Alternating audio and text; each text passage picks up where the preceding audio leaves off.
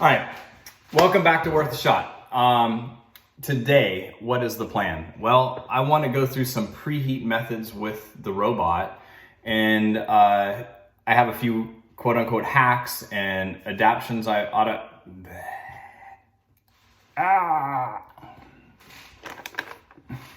Okay, let's try that again. Adaptations, how am I doing? So anyway, the thing is, a lot of the stuff I took from Cafetlat Robot Facebook page, and there are probably three main people on that page that I contribute a lot of my workflow and adaptation, especially in terms of preheat to. So I will try to mention them in the show notes underneath here if you're interested. So I do roast my own coffee, but today I went to Jacksonville, Oregon, a few miles from my home, and thought I'd give the Cerebus Coffee espresso blend a try. It's called Wizard Cat. So that's what we're gonna be brewing today. All right, well, let's get started.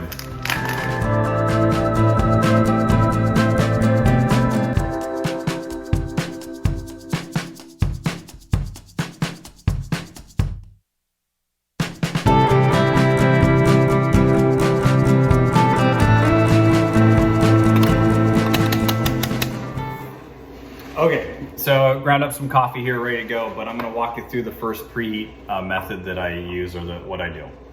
So again, this was adapted, I don't know, maybe I need to do some adoption today, from some people that I follow on the Facebook page. But one of the things is this piston is really a heat sink. Now, initially I thought it wouldn't be because I figured there'd be a layer of air here. But if you pull a shot without preheating and then you touch the piston underneath, it definitely gets really hot. So I think it's important to preheat this piston. Using the spout, if you can stop the water from flowing through here, you can use the portafilter to cover it up and put that in to preheat everything. So that is exactly what I did. Now, on the Facebook discussion group, what I found is that they filled this with food grade silicone so that nothing could flow through the holes.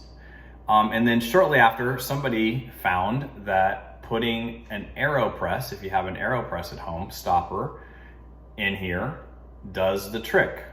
Now, there's advantages and disadvantages to each. I think the biggest advantage is if you have an AeroPress, that's really easy. It's super easy to take out if you decide to use your spout. Disadvantages, if you use a food grade silicone in here, you don't have to fill this reservoir all the way up, so you can use more water and you'll have more energy to transfer to the piston that way. I have not done that yet. I've just been using this method, just putting that in here. And then you just snap this on the bottom, just like that. And then my method is to, and you might be wondering about this string I have attached here. I just came up with that the other day, so I'll explain in a minute. You don't need it, but I think it's helpful. So assuming your water is just off the boil, what I started doing is just barely filling this at all. I found that sometimes I'd get a leak on my portafilter, but that seems to just barely filling it helps a lot. And then I fill it all the way up and just let it sit there for a minute, just like that. If you're careful, it will stand on its own. Usually I have it resting up against the robot or something if I'm gonna do that. And then I discard that water to preheat whatever vessel I'm gonna use for that. Now that heats this up initially, so I'm not losing all my heat to that metal initially. Then I fill this back up about a quarter of the way full. If you fill it too full, what will happen is water will spill over the top here. So you just want it full enough. And you're gonna put that in there. Now, here's another thing that we came up with, and I'll show you that, putting that in just a minute. I really couldn't stand that the arms on some robots, mine don't, they don't stay up. And I like to have both hands to work with the portafilter underneath, So I attached a rubber band right here, just looped it around there, around the pressure gauge, and then I can just loop it around and do this. Some people have experimented with putting magnets initially in here, I think, but they ended up coming off and then over up in here, so it would just click together, and then you could pull it down without having to release the rubber band, and it wouldn't be as maybe unsightly as a rubber band. I've stuck to the rubber band. I love the rubber band method, keeps the arms up, jumping jacks, boom, robot, here we go. All right, so I've waited too long now. I would do this much quicker, but then you can put this in here, just like that, and drop the arms down. Slowly, just let them go. And what I do at that point is I prep everything else. I would at this point probably have my coffee ground, sort of like I do now. I would do I like to use a distribution tool, distribute the coffee nice and even, and all this time it's preheating the piston. And just like that. So I'm gonna finish the prep and then I'll put the shot in the bowl. Since I've done the video, I went ahead and added a second shot to preheat since I lost heat from time. And I just pull this up. Again, I like to just boom, put the rubber band around. I don't have to worry about it. Take this off. And then I just have a little discard vessel for my water and for my cup of water. Boom. Now, the problem, maybe they don't all fit the same. I was having a heck of a time pulling this off without feeling like things were gonna go flying. So the other day I just attached a string here, and the knot I put inside of the loop here. And I also found if I tied it just right, I could just move that over to the side and then it can still balance if I wanted to. But now I have a little handhold here just to pull that off without feeling like things are gonna go flying. So that's another nice little hack. Again, if you're a purist and don't want anything on your robot, you probably aren't gonna like that. But for me, it just makes sense. Okay, so I'm losing more heat here. So I'm gonna go, it just came off the boil, and we'll see how it goes.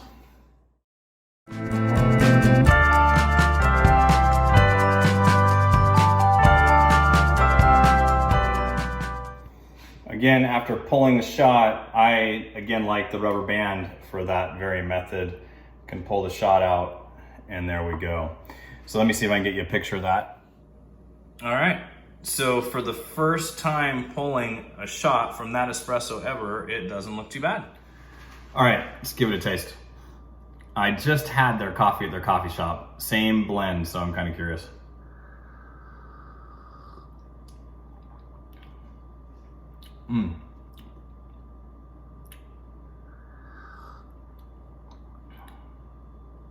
Might need a little fine tuning, but very good. So here's the deal. I think preheating's really important, and there's a few things I probably should have mentioned in the video that I didn't say very clearly so far. So I'm just gonna pull this back down. The preheat method I use, I was getting water in the top part of the piston for a while and I couldn't figure out why. And it was because I was filling water too high in here. So let's just put that back on. When I filled to do the preheat, I was only filling about a quarter of the way full. When I first started using this method, I was filling probably about half full.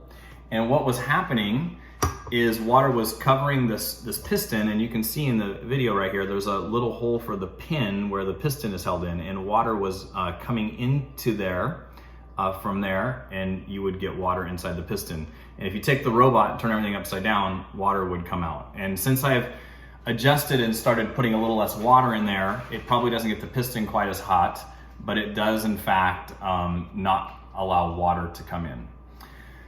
The other thing that I've seen people do, and I've tried it for a while, and I may go back to this for super light roasts, is some people preheat. They have everything in here, including their shower screen and their coffee and everything, and you fill this up, and I'm sure you can see other people online, they fill this up with their coffee in there, and then they just dump the water back out carefully and then fill again so it preheats the actual basket.